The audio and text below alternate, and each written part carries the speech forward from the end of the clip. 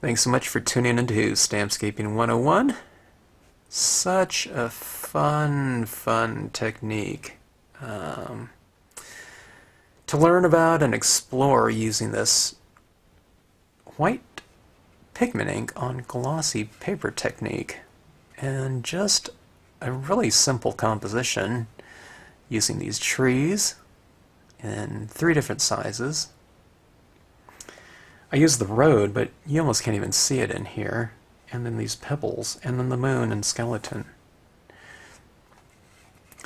But a lot of dimension can be achieved just using a really minimal range of values and media in the form of the Colorbox pigment ink, frost white, and the bleed-proof white opaque watercolors. Oh, you're not focusing for me. Here we go. Dr. P.H. Martin's 475. It's less than 1 alcohol pen of that name brand, you know. And this this is like 30 years old. So, I don't know, it's not $10 now or anything like that. It's still about the same price. But so much fun to do. And I've been exploring this technique for the past 3 cards, and the last card showed me that you can really make a scene out of it, okay? And you can really bring a lot of different imagery together in depth. Now I don't know, I'm achieving kind of one look, and that's, you know, with this kind of darker, you know, type of look in the base of the trees and adding some fog into it, but the last one was the first time I did it, so this is only the second time around, but that little fog down here, it's super easy to do, and then I add a bit of a horizon line back there and just blot it off, you know, an area, and added some more pigment going up like that, giving it this background like that, or a horizon line. Pigment ink around the moon, giving me that different type of moon look. This skeleton stamp is by Gumbo Graphics, and this stamp appears by Rubber Stamps of America, but you can substitute any moon stamp that you want up here, and I was mentioning in the scene, you know, this really became a Halloween scene, having that dancing skeleton in there, really. But you can easily put, you know, if I had this row of trees down here and that skeleton was gone, I mean, I could put some pumpkins down here, or a little tombstone, or a little ghost. It could be a happy little ghost or a friendly one, or a little trick-or-treaters or something like that, you know, for this scene. And if you took this skeleton out of there completely, and if you wanted to, you can put little, you know, white gel pen marks in here, or you can use the bleed-proof white again with a paintbrush, and you can paint like snowfall all over here, and these trees in here could easily be, you know, represent trees in the snow. So this could easily be like a winter card or holiday card or whatnot, you know, other than, you know, Halloween. So it doesn't need to have this kind of whimsical, you know, Halloween look to it. It's just the subject matter. So that's one of the things about scenic stamping. You know, they can be really just very generic foundations for whatever you stamp in there, you know. I mean, like I said, I could do that snowfall on here, and if you have like a little Santa Claus or something like that, you know, and sleigh right in the background, then suddenly it's a Christmas card, you know, and it doesn't have the same type of emotional feel to it by having something like that in there. So, I don't know. A lot of variation, a lot of possibilities, and I don't know, just a lot of fun creating this type of card and scene using that technique in there. And it's a really simple one, and it's just super relaxing, just adding in all these little touches after, you know, what's essentially a very basic compositional scheme of one tree on both sides, a medium tree on both sides, and a smaller tree like that. And I did add in the road in here, but I probably didn't need to in the end, but just slapping around a bunch of the little tiny rocks down here, and doing most of the work, which is with that bleed-proof white. You might be able to use the gel pen. I'm not sure how it would work on the, you know, the pigment ink impressions, but let me see. Oh my gosh, yeah, it works just fine. So you don't even have to use the bleed-proof white. If you don't want to, you can just use a white gel pen to make all these little glowing marks and highlights on the trees. So, yeah, I don't know, that's even whiter. Maybe if you want a real gray, then you got to use the opaque, the bleed-proof white, maybe. If you want it kind of a little bit less white, but sans that, if you just have a white gel pen, it works just fine. This is a Uniball Signo 1.0 millimeter. Anyway, I hope you enjoy the scene. If you choose to watch this video, I did have a lot of fun. If I wasn't talking at some points in time, I was just having too much fun, you know, and I kind of forget to say things, so. And when kind of techniques are fairly new to me, I'm kind of thinking a lot or trying to assess, you know, and I'm not blabbing on forever like I always do in my other videos, so. Hope you enjoy it. Hope you like the card, and hope you try it someday. It's just tons of fun, and it's super easy, you know, just stamping on dark paper with white pigment ink and going back into it with a white, you know, media over the top of it in the form of the gel pen or the bleed-proof white. Okay, let's see what we can do here tonight. Seems kind of appropriate doing this at night because I'm going to be working on a Halloween card, or a Halloween design, I guess. And if you've watched any of the latest videos or seen some of the latest scenes that I've done, cards, I guess they're all scenes. Some of them were as simple as like a branch and then the background. But on this one, on that last one, the between every 2 pines is a doorway card, I discovered that you can do this kind of white on black technique, and I've always seen it like most of us have, you know, where the compositions are, you know, fairly simple, you know, because you can't go, I don't know, you can't put a huge amount of things down, I don't think, because it would seem like it would be hard to distinguish you know, a great deal of depth when you're just talking about white ink, okay? If we're working in colors like light greens, darker greens, and blacks, you can kind of create a separation through the use of value, and that's something that I'm talking about a lot in, you know, this instructional whatever channel or series when I'm talking about like things like dye-based inks. But when we're talking about, you know, one value here, I guess you can achieve different values by just using white and stamping directly onto your card, or I guess you can take your white, and I'm thinking maybe you can kind of blot, you know, stamp it out once and then take it onto your card, and I think it would stamp out, you know, not quite as white, and the black, it would be a little bit more translucent, making it maybe look a little bit more gray, but that's, you know, we're going to have to experiment with that. I don't know what that would look like. I mean, it would be easy to test, but, you know, we'll see. But anyways, going back to that idea of creating scenes, you know, a full-looking scene, just using, you know, a really limited range of media. And I'm going to be using this. I need to get a Brilliance pigment ink too, because they're a little bit more opaque. And the frost white, I mean not frost white, the frost white here with the Colorbox, and the bleed proof white, Dr. Martens, and maybe even like a gel pen or something like that. A limited palette range of tone, but I don't know. I think we can achieve a pretty good looking scene just with those three. Okay, now I'm starting off with this pre-folded card. I really love these because I'm lazy, and there's my card right there, you know. I don't have to, you know, bone fold that or whatever you call it, but anyways, I thought after that last scene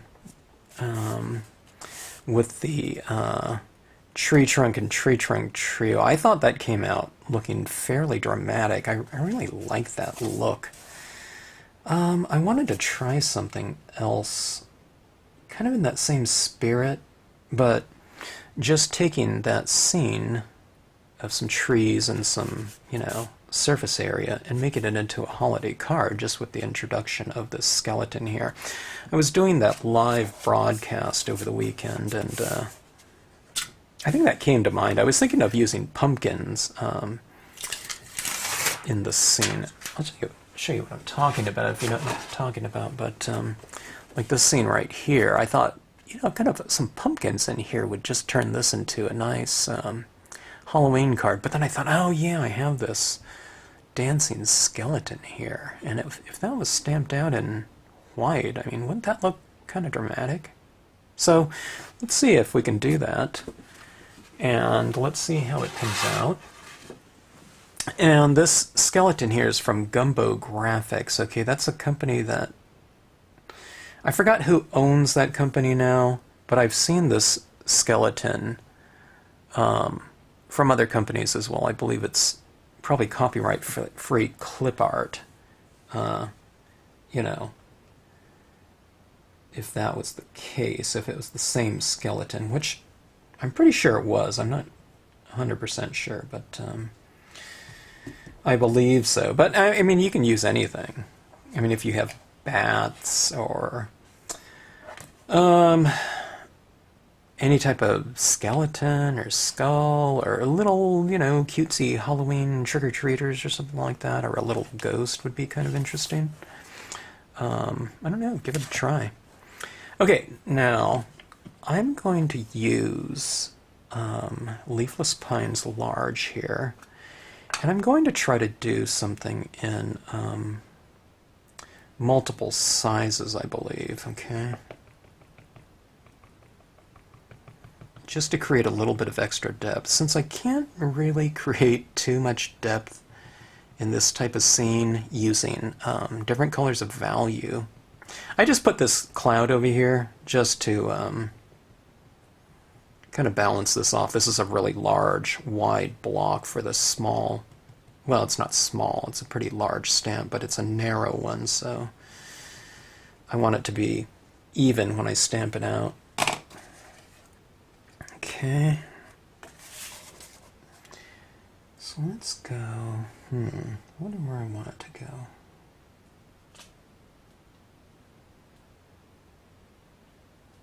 I could stamp it a little bit higher, but I'm thinking about going a little bit lower. And let's go, I tell you what, let's do something where we create this kind of a very symmetrical piece, and I think the dancer will be right smack dab in the middle of it all. Okay.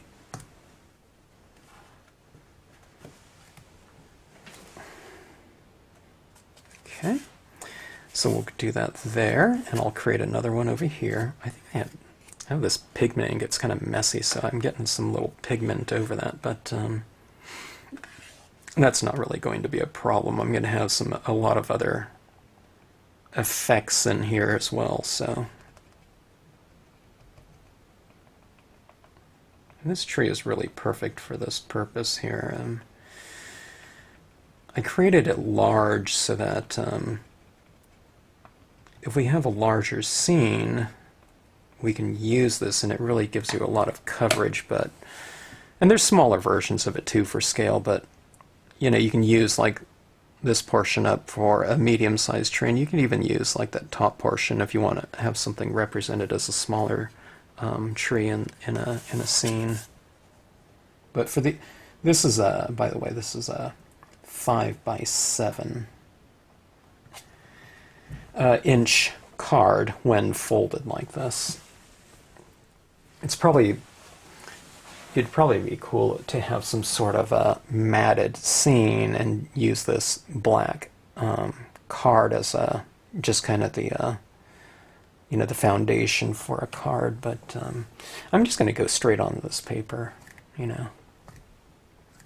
But matting would be nice. But I don't feel like doing that. Okay, I'm getting more familiar with the feel of stamping out these scenes in white now.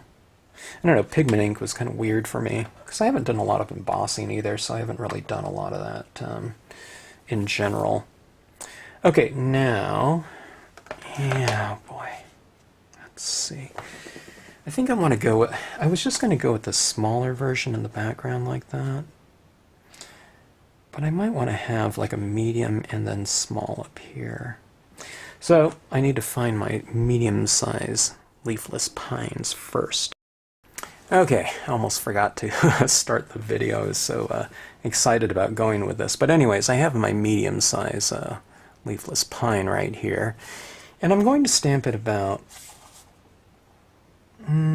probably an inch off the bottom of here. Let me see,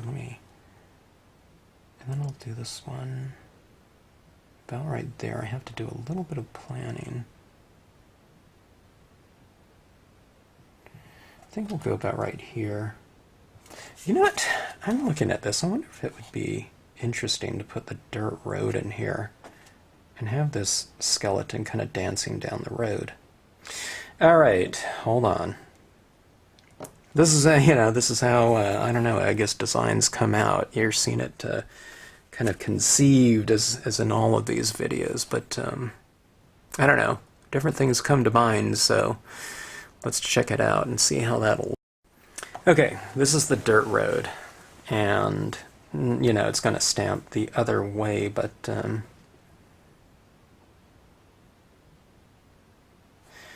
what I mean is it'll be flip-flopped, of course, but I think that might be interesting, and then I could then I'll have kind of an area where I could put my trees, I think. I could plant them on. Let's go ahead and try it. I'm still not quite sure, but I guess we'll find out.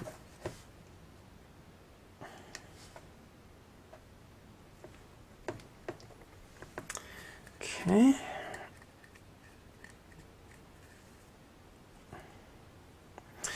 I don't know, it might be kind of interesting having that focal point, I think. Well, it's not really a focal point, but it's one of those things. I talked about it in another video. I call these things that are kind of going into the scene, off into perspective. I call them lead-ins. Okay, so that would lead, this road, of course, would lead the viewer's eye into the scene. All right, now I think that I was going to say I might leave some of that end of the road off, where that skeleton's feet, legs might go. Maybe I'll do that. I'll blot off some of that white right on the tip there. I'm not sure how that's going to come out, but we'll see.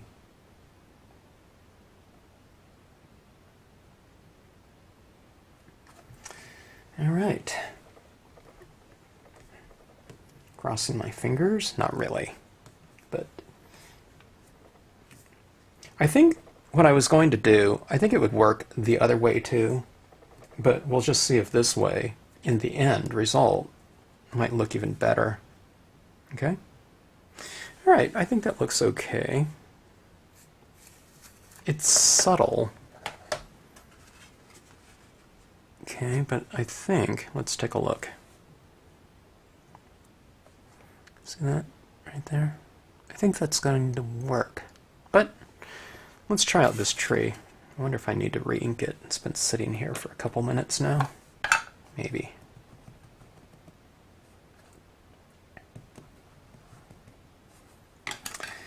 Okay, now what I'm going to do is I'll put it right on.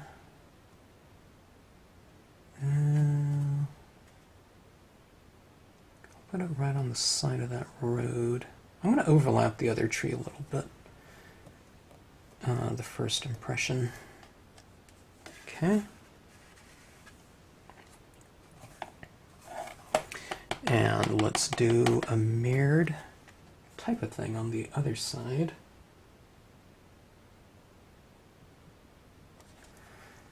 I need to make sure that I'm leaving room for my star of the scene, the dancing skeleton. Okay, I didn't stamp that out. Maybe I didn't get up as much up there, but that's alright. Now I wonder if I do those small pine trees on the side, if that'll be in his way. I think it'll be okay though. Let's give it a try. Alright. Scenic stamping should be fearless stamping. Doesn't mean everything's going to come out perfectly, but you should never really be afraid to try something. Sometimes the stamping, you know, if you do something wrong, then, you know, you can always start over or whatnot. Scenic stamping, you can usually cover something up with another branch or something like that if you don't like it. So it's a little bit, you know, kind of more forgiving in my opinion. Sometimes there's kind of more questions when people are, you know, starting off scenic stamping, but they find out after a few kind of unintentional marks that, you know, there's a lot of remedies, you know, that you can do.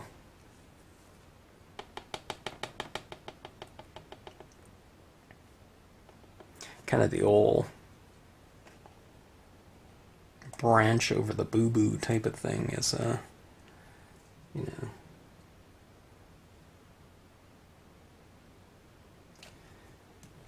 The oldest trick in the scenic stamping book.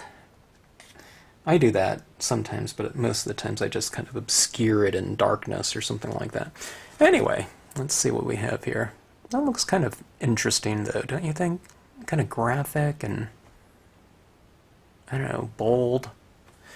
They call that, we did an exercise in my, I think it was beginning drawing.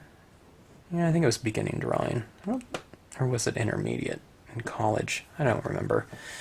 But they called it dramatic balance. It's where you really have things, you know, pretty symmetrical in terms of visual weight, and just have things just dead, you know, balanced, and it kind of creates a dramatic imbalance.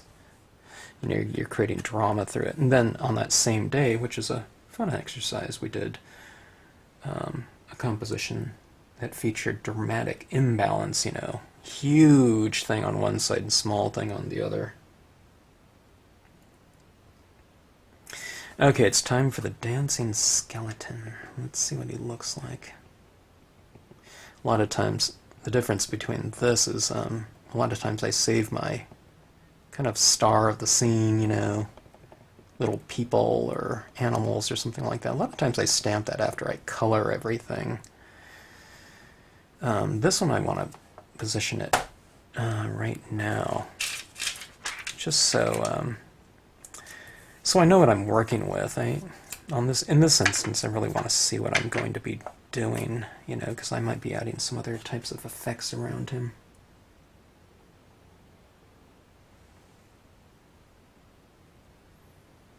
Okay. In my galleries, I used to call this fusion stamping because it's, you know, it's fusing Stampscape stamps with other companies' designs. Okay, it's a fusion of both. Okay, kind of interesting.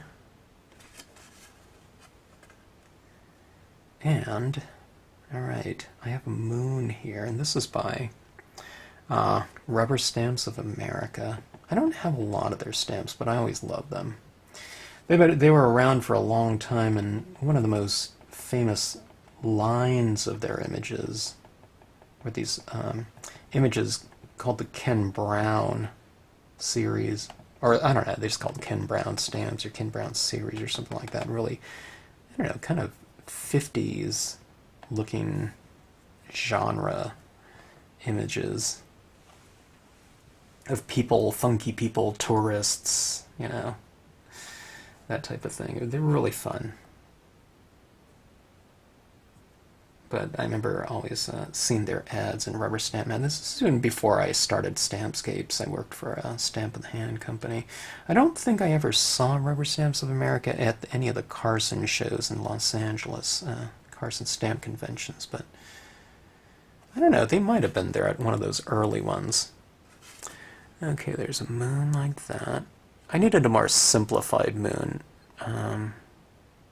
My moons have a little bit more detail in them, and I wanted this one to be a little more airy for the sake of stamping on the dark paper. Okay, so that's what we have right now. Okay. All right, let's see. Let's start with some of the fun. Not that that wasn't fun, but this is really fun. Okay, I'm going to add some highlights to these trees. Now, in some of the other videos I've been doing, the highlights have been more representative of, or they were to represent snow, which this could do too. But I think I want this one to be more like light. So, if that moon is the thing that's casting the light, I don't know, we'll see. I guess I'll just top light these trees. Okay, now this is, for the viewers of these videos, I apologize for saying the same thing over and over, but you never know if someone's watching a video, this video for the first time, but this is a Dr. Martin's Bleed Proof White. And it's a very, very opaque watercolor, okay? Comes in a little bottle like that. A lot of times you need to reconstitute a little bit. Squirt of water in there.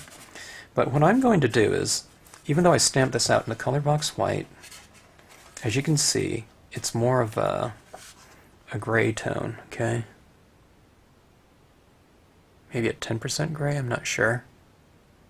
But the black of the paper is showing through. I mean, this, paper right here is white. So you can see, I don't know, maybe that's more like 20% or something like that, right, of a gray.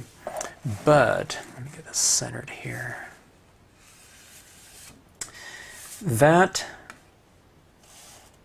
I mean, you can emboss these images on here and it would be much, much more white. But you can also just work with this gray tone here if you want to. Okay, now what I'm doing is with this kind of this fine tip brush, I'm painting kind of the top surfaces of them so that I have kind of a two-tone branch now, okay? I'm not just covering up the entire branch. I'm doing the top side of it, so let's see if I can paint something holding this with my hand.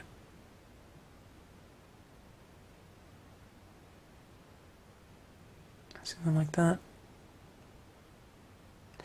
Now it looks kind of weird on just that one side. So you have to do it kind of consistent, and you have to make a consistent kind of lighting statement.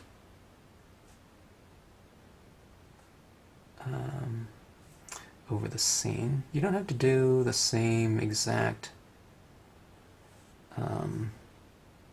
mark. It actually looks better to kind of vary your lines a little bit. You can have them kind of break, dots, whatever, okay? So you don't have to have a super steady hand or anything like that. It could be, in some of these instances, it could even be like a blob of paint, okay? Because there's not really a rule to lighting, okay? Maybe there's, who knows, maybe there's, something blocking that light in one area, another branch or something like that. So it doesn't have to be real consistent, all right?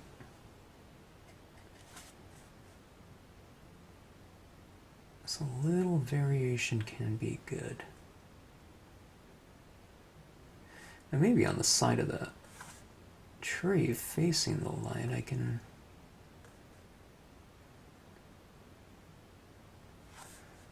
put a highlight.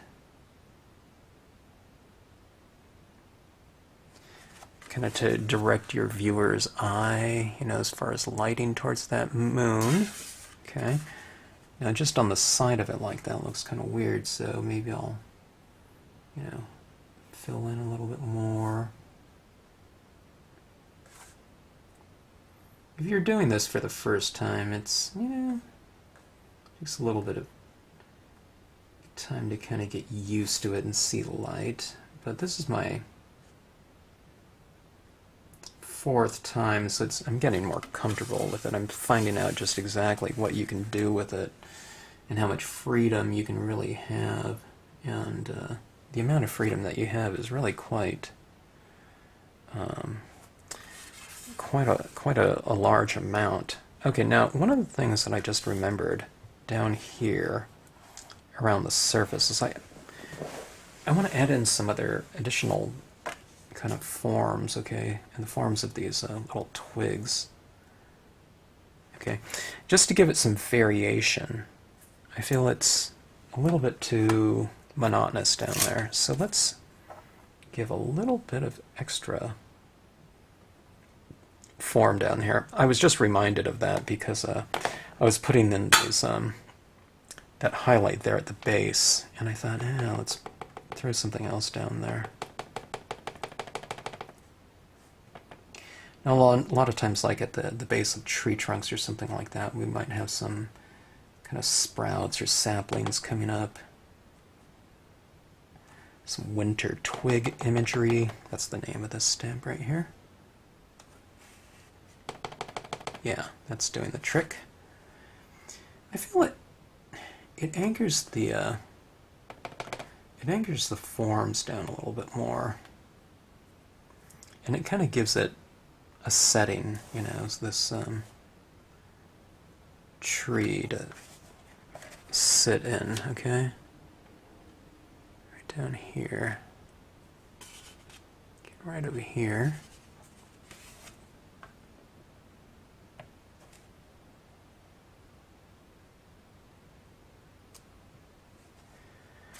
Okay, and I have a little tiny one here. These are the winter twigs, small.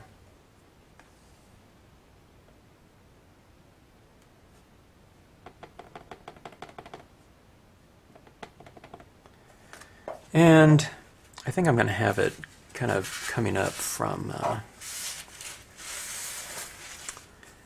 out of the ground. Maybe I don't want the full amount because this is going back in space quite a bit, so I'm going to mask that off, and I'm just going to go for the tips of this. Okay, you see it that around that tree. Yeah, I'll stamp about half of them or so, halfway up the image, maybe a little bit less. I'm not sure. Could be a little bit more, could be a little bit less. There's no rule to kind of, you know, twig size or something like that in stamping.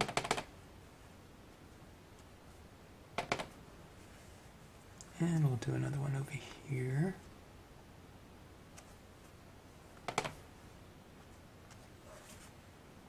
Alright, so see that? It's kind of growing out of something now, okay? Like so.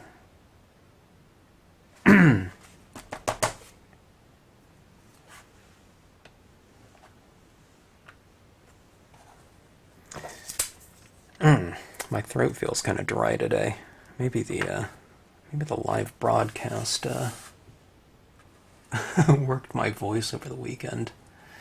You know, I tend to talk more in one of these videos than I think I do, like in a week, you know.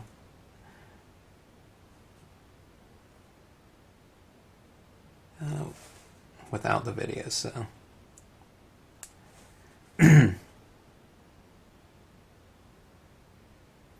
Okay, continuing on. adding those highlights. This will be something, I'll show you what this looks like. I'll do a little comparison with the one side of the scene with these little highlights to the next. Or to the other side, I should say. Other side of the scene. So we can see what this is, you know, the effect this is kind of creating here.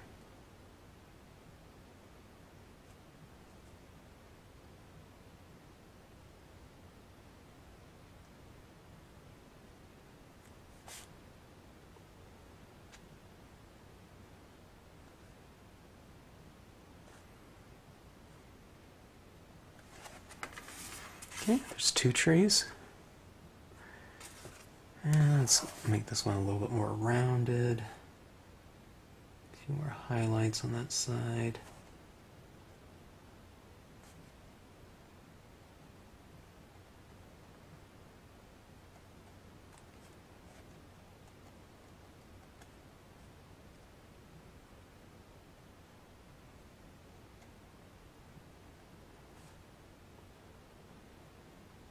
Kind of dry brushing some of this paint on here as well.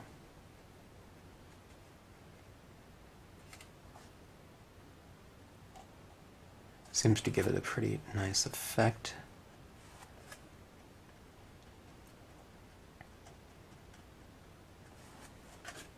Alright, let's go to the third tree.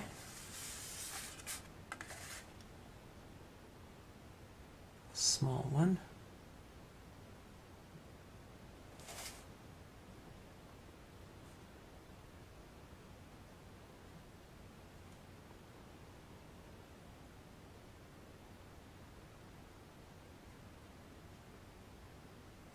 With the small one, I'm not really paying too much attention to try and stay on that branch, you know, perfectly by any means.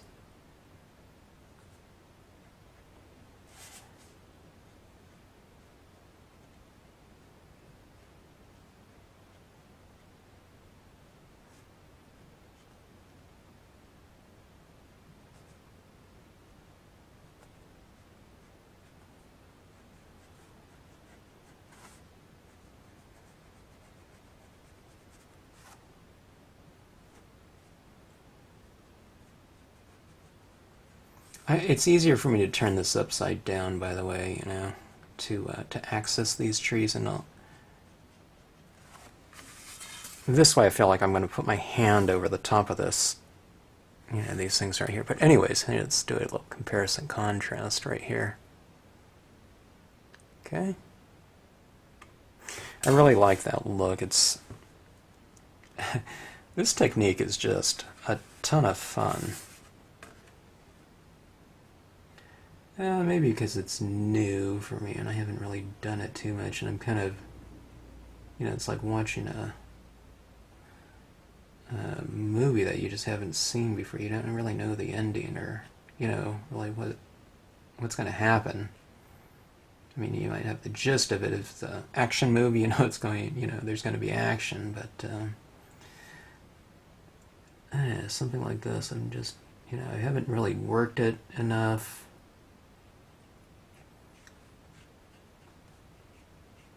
It'll be a long time before you're going to start to see its limitations, I think. I thought it would be a little bit more limited, but after that last scene I thought, uh-oh. Are the possibilities endless? I don't know, but there's certainly a lot more possibilities than I would have thought. You know, given the kind of limited palette range. I don't know, I guess it shouldn't, but I was just kind of surprised at how the pigment ink looked. You know, because you're putting that over black paper. You know, sometimes in dark areas that pigment ink kind of really showed up too much, you know, in scenes that, you know, I didn't color, you know, dye-based inks. But on this one, I mean, it's the darkest you can go with black paper, but it's still, I think it looked really good. So, I don't know, remains to be seen. Maybe put some highlights in some of these foreground branches. I'm not worried about staying right on them either.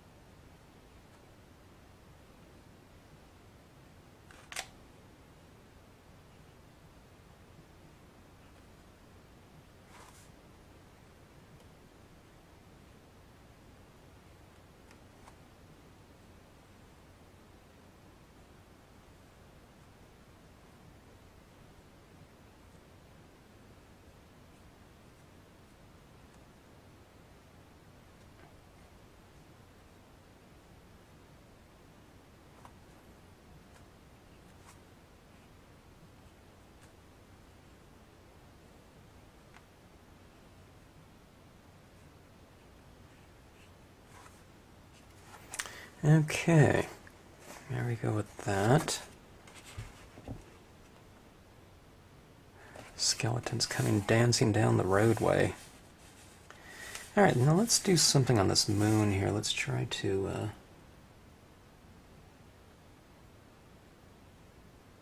bring out a little bit of highlighting on it. I think I'm going to keep it more of a kind of a crescent moon type of image.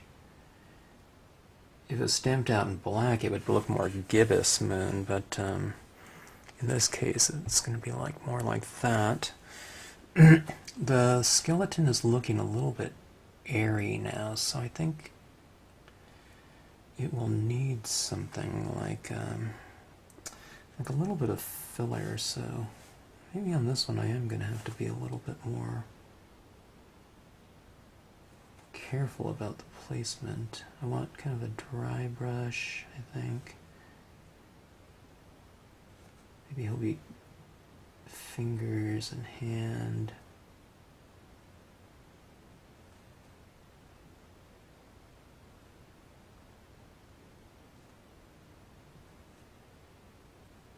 Kind of show a little bit more.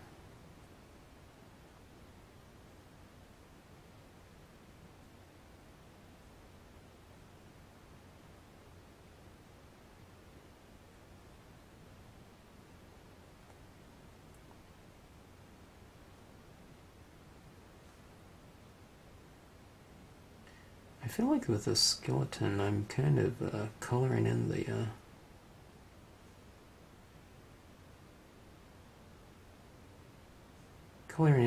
coloring in between the lines with it. But I think that looks a little bit better now.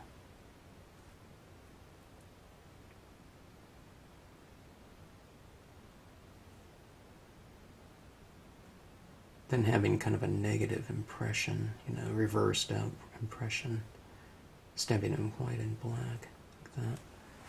I think that looks better, you know. It's kind of more in character now, and catching some of that light from the moon. Kind of dry brushing this onto the moon, too.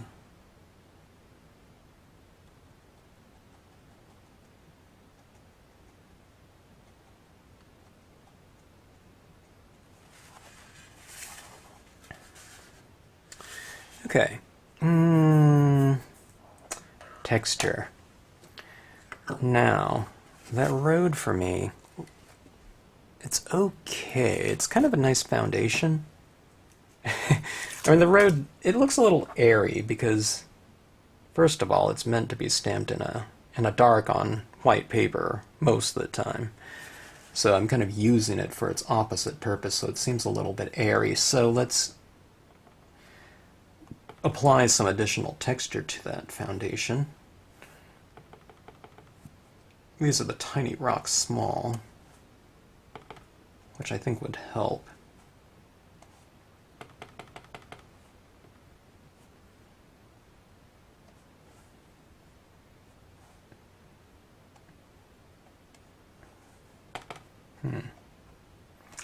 Love these rocks. I love them in dark colors, and I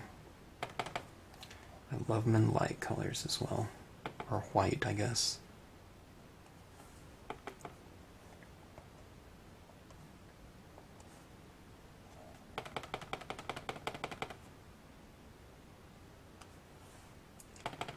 It's fun kind of discovering kind of new capabilities of things. I see these stamps like my kids almost, you know. And it's like, oh, you can do that, huh?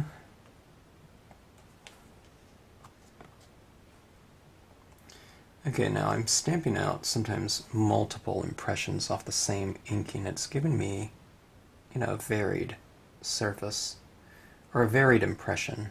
You know, some are light, some are very faint, and I think that variation looks pretty good. I think that's what it needed down there. Okay. Here we go.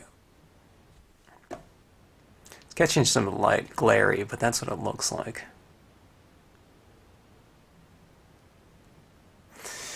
Yeah, that looks pretty dramatic to me. I love the it's a different mood that I'm seeing in these scenes. There's a different emotional quality. And I mean, which, I don't know, I mean, shouldn't come as any surprise because it's really using a completely different technique than dye-based inks. I mean, we're adding, you know, reverse. You're adding light on dark the entire way, where with dye-based inks, you know, you kind of keep going darker and darker and darker. A lot of, you know, for the most part. Cotton swab.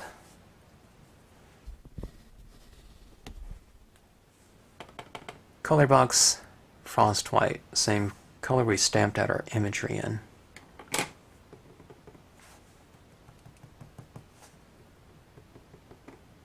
My frost white pad is pretty dry here. Okay, I found a wet spot on it. That sounds weird. I found an inked up spot on it.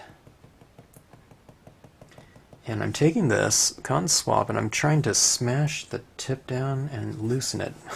It's not getting very loose. This is a, I don't know. It's not quite of a, it's not, the top isn't loosening up. Here, let me give it a little bit of a head start. Let me find a softer one here. You can see some of these are almost look like they're unraveling. I want a real soft application. Yeah, this one right here is all loose. I want a real soft application of this ink on this scene. But I find that I don't have to take off as much ink because putting on it here, putting it on here, and this is the thing that does surprise me. On that last scene, I can almost put in like globs of this, and I just kind of dab it around, and it would, you know, seem to blend okay. I'm going to use this paper towel, you know, if I'm putting my hand like this, just so I'm not smearing the ink. I think this is mainly dry now. Yeah. But pigment ink is a little bit chalky, you know, so even after it dries, it's a little bit chalky, so I don't want to smear too much if I do smear anything. Okay, let's start to introduce some nice misty, foggy effects. And this is where, in my opinion, all of these different images really kind of start coming together in a really nice way. And there's this kind of this real kind of a, I don't know, this mystical glow starts to happen. Okay, I'm throwing this down at the base of trees. I think it just looks good at the base of things. It kind of anchors it a little bit too. And maybe that mist and moisture kind of collects around living objects and like bushes and things like that.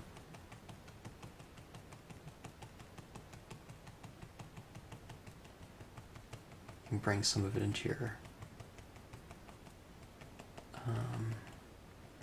roadway area. See, look how nice that looks down there. Doesn't it look really fun? The thing about this is, maybe it's because it's also on matte paper, it's absorbing faster. You know, so I don't have to worry about, I mean, I don't want globs of paint, but I can take this right in here. Now this is kind of a drier pen, but still, it's just, you put it on there, and then you just kind of work it out a little bit, extend it out. I can come up with this tree, put it on the other side of the tree.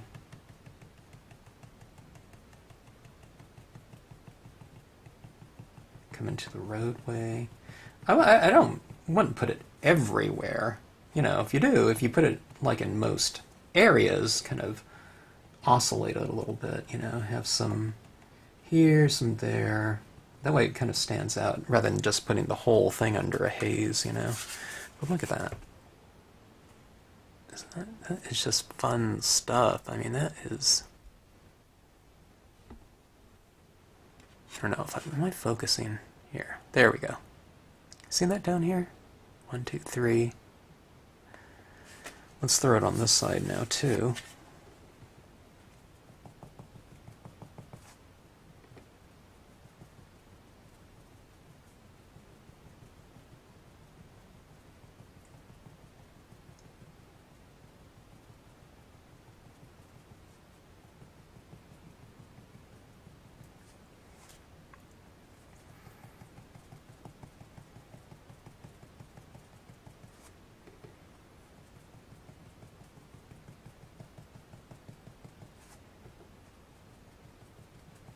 What do you think? Dancing in the moonlight? Dancing in the streets? It's kind of a scene ripe for naming, I think, titling.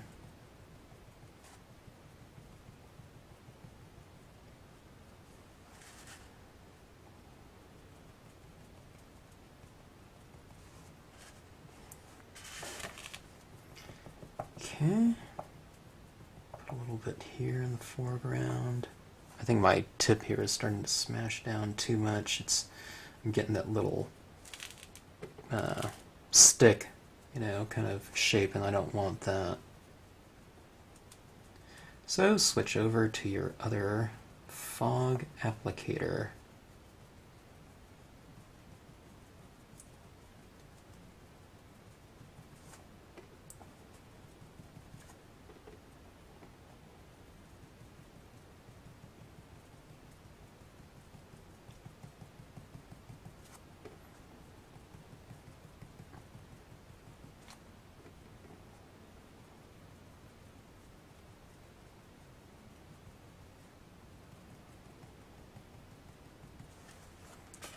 Okay.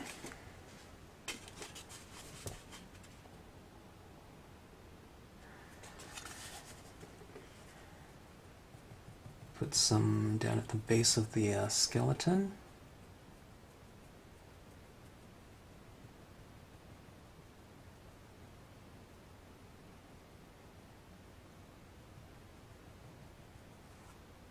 All right. Now I'm going to give this a little bit of a horizon line, okay? I'm just taking my rip paper towel, or do we want it more irregular? Let's go with something like, yeah, let's see if I can kind of create a nice, beautiful rip. It's not very irregular. Okay, not too bad. Let's go about right here. Okay, I'm going to create a little bit of a horizon with the use of some pigment ink, okay? I'm just kind of masking off that part. Okay. And let's see here.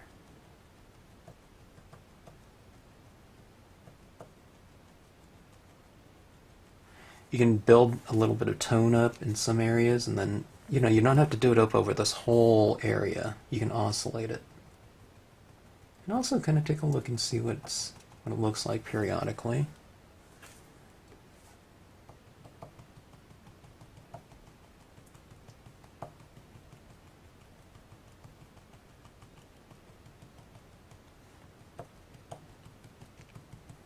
Make some go a little bit higher.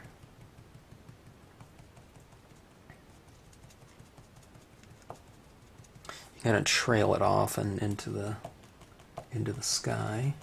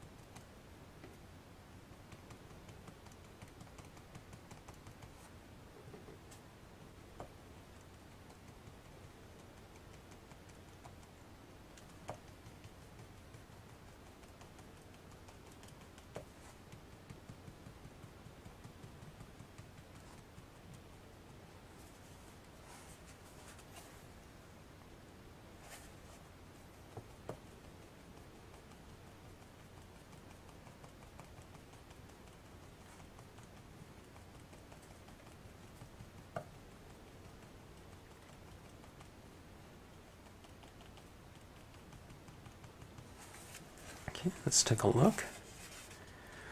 All right. Created a bit of horizon line, didn't it? But now, that edge right there is a little bit too definitive for me, so I'm going to come into it a little bit and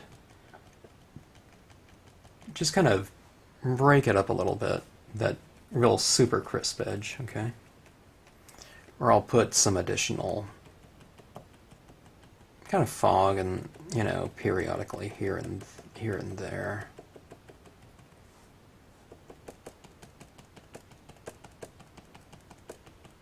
Now see, I'm really working with the very dry version of it on here, as well as kind of the wet version.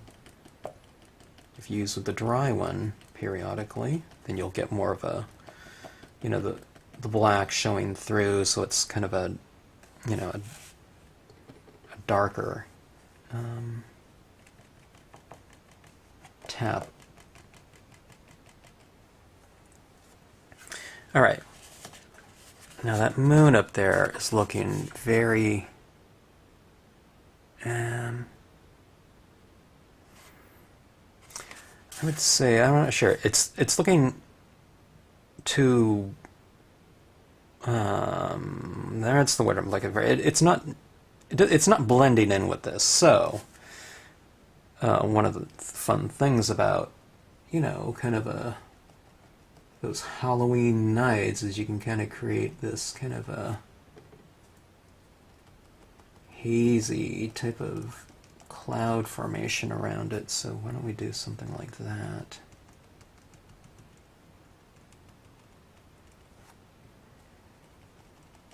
right? It's a little more eerie.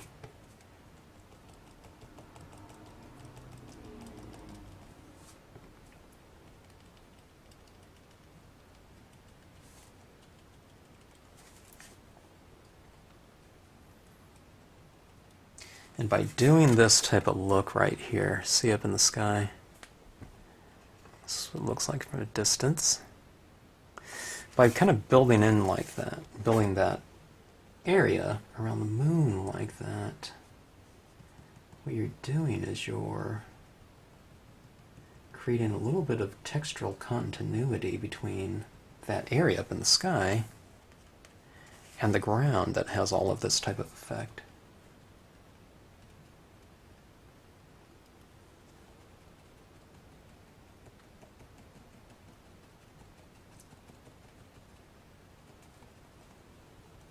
Maybe I'll put more of the highlights on one side of that moon that has more of that kind of light hitting it. Okay, like that, something like that. See how much fun that is? That pigment ink. And those trees are really quite dramatic now, aren't they? The one thing that's really fun for me is that this is teaching me that, you know, with just a very limited range of hue, as long as there is,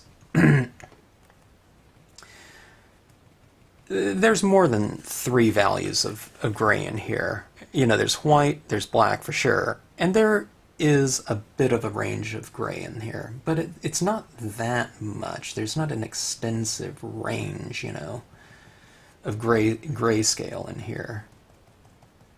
But things can still look really quite dimensional with, you know, the most limited of palette range, of value range, I should say. You know, just a little bit of a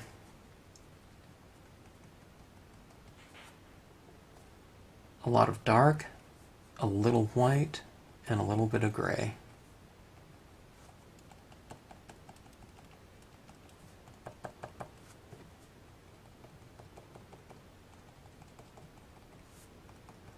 So, I mean, so far, I feel like we can, you know, in this type of look here, and I'm sure, you know, a myriad of other techniques too that we might do with a limited palette value ranges. You know, there's a lot of depth and variation that we can create with this, with limited media, with limited everything, really.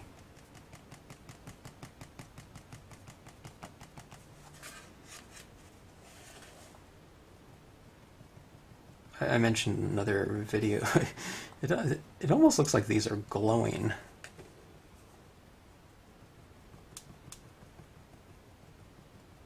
In fact, I was thinking about it'd be cool to get some glow-in-the-dark paint. Can you imagine that? And then you color, maybe you'd approach the trees in the same way, but then you know, kind of embellish with a little bit of glow-in-the-dark paint in those same areas. And, oh my god, wouldn't that be an awesome card to give to someone for Halloween? It would be, I don't think that it would be unlike any other that they've seen before, even if they're a long-time stamper, because I haven't really seen too much glow-in-the-dark paint used before. Or even something like this, if they threw this one under a black light, that white would really stand out. You know, it's like people's eyes or something, or their white t-shirt if you're kind of anywhere, around a black light, you know how that looks.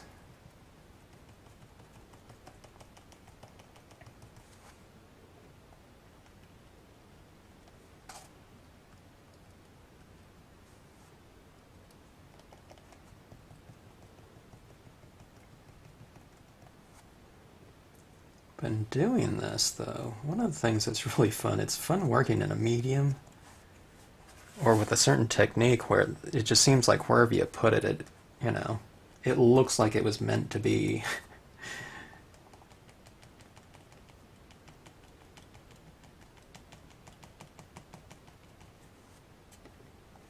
And believe me, I haven't been doing enough of these to figure out if one thing is more strategic than the other, but it doesn't seem to be. It seems like you can really do whatever.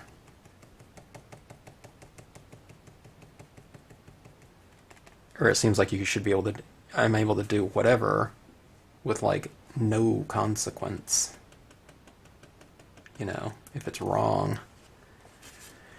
All right, see that?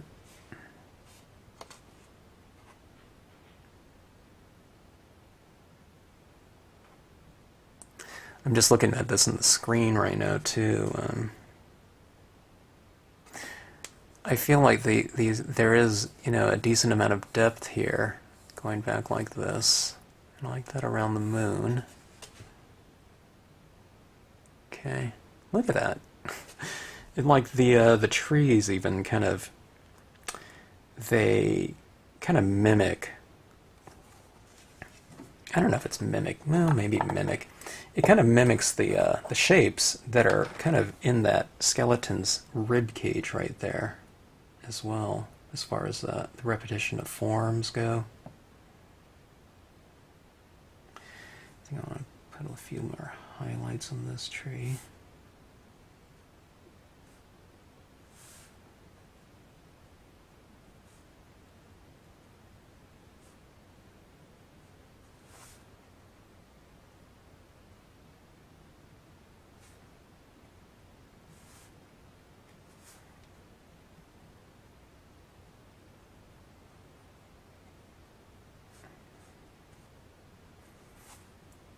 I think I forgot to put some on the other side of the tree here too. Didn't really matter, but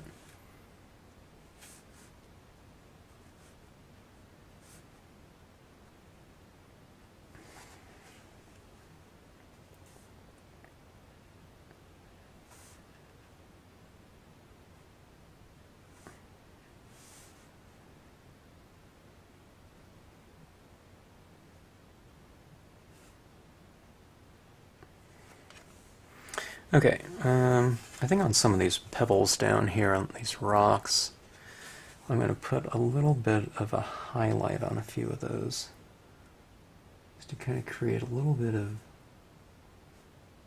textural variation,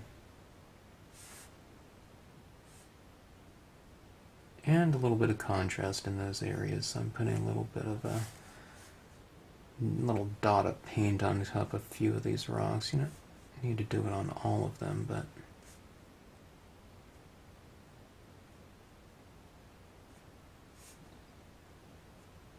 I think it'll be kind of nice on a few.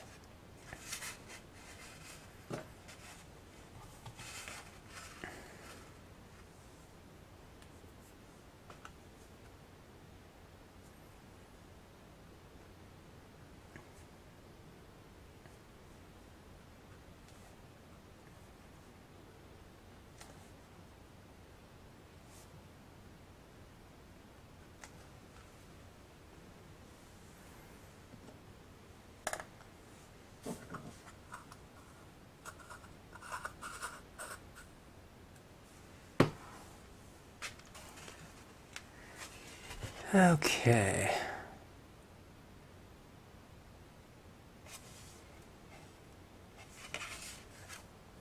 Trying to assess if it can use anything else. Maybe a little bit of a brighter highlight here.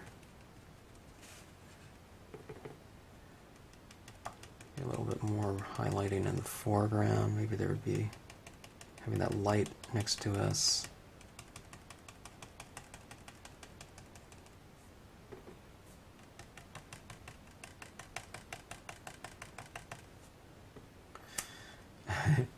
Remember, if you start kind of doing any of these techniques, like the bleed-proof white on the trees, you know, if you do a couple marks of it, it really stands out. But you give the scene a consistency in it, and then it makes sense, you know. And that goes the same for this foggy type of thing. You do it around one thing, and it looks weird, but you bring it into the scene as a kind of an overall kind of texture or lighting statement, and then, you know, it makes sense. So just kind of play around with it, give it time, build it up.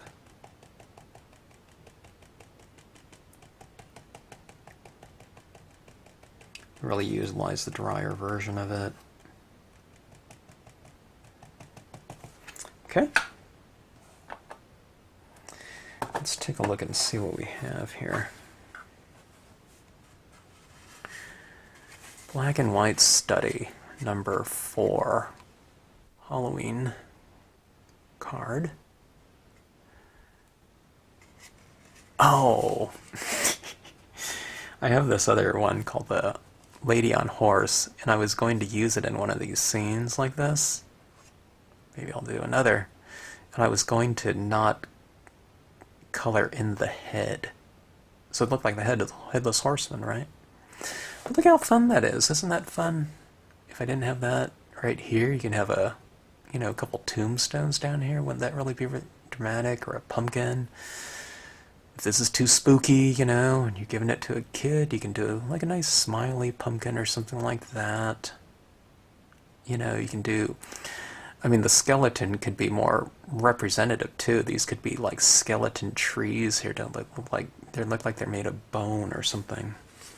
But you can see where I've kind of put those highlights on parts of the branches.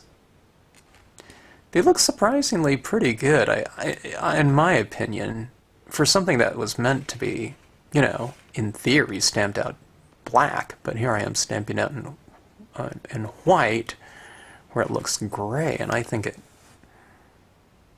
they look really dimensional that way. I think they look pretty good, and, you know, reversed out, you know, the opposite, slap on some white paint on them. I was not even careful. If you look, you know, carefully at these marks right here, it's just, you know, kind of drawn up by scumble. You know, here's a mark right here, and, you know, a big blob on that branch right there, you know. But when you look at it on the overall, I mean, who cares, you know, how some of those, you know, marks went on. It all looks pretty good. And then, of course, that foggy look to it, I think that really gives a, you know, a lot of continuity to all of the different images and textures on the ground and whatnot. And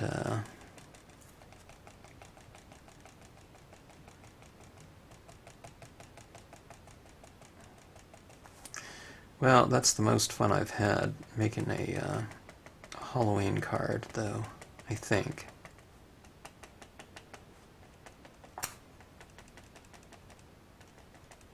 I don't know, maybe now I'm thinking about I did this Creature the Black Lagoon one. That was pretty fun too, but and that was on stamp boards, so well, I don't know. This is my scene of the day, though. I guess I just stamped this one recently, so alright.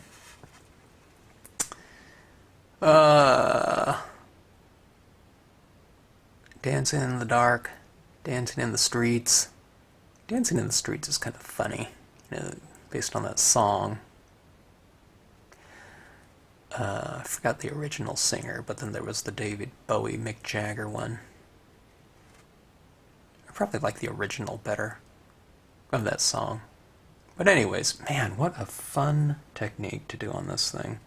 I wasn't even quite sure what that white paint was going to look like on that skeleton, but I think he looks pretty good, you know. I put it on kind of haphazard and sloppy. But, you know, you can tell. I mean, it's kind of just... it's a little bit blobby on him. But again, you know, we're not looking at these things microscopically. This is like at arm's distance of, I don't know, I'm like 1 foot from it, and I think it looks fine. So, oh, the possibilities, you know.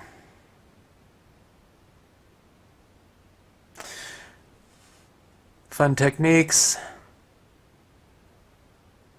Fun card to work on, a fun composition, and showing me things that I haven't really seen before in stamping. It's just so much fun to kind of explore and play around with new media, new techniques, new compositions, and the compositions based on kind of the abilities of the media, or the medium, which I'm not even aware of yet, so I don't know. All kinds of fun in store. Oh, and another thing, too, I still haven't brought in any types of colors to this, you know, but I don't know, some little touches down here and colored pencil or something like that, you know, or putting a little hint of some color on those trees, so for future experimentation. Thank you so much for sitting in with me and watching this card develop. I can't tell you how much fun it was, and it really was.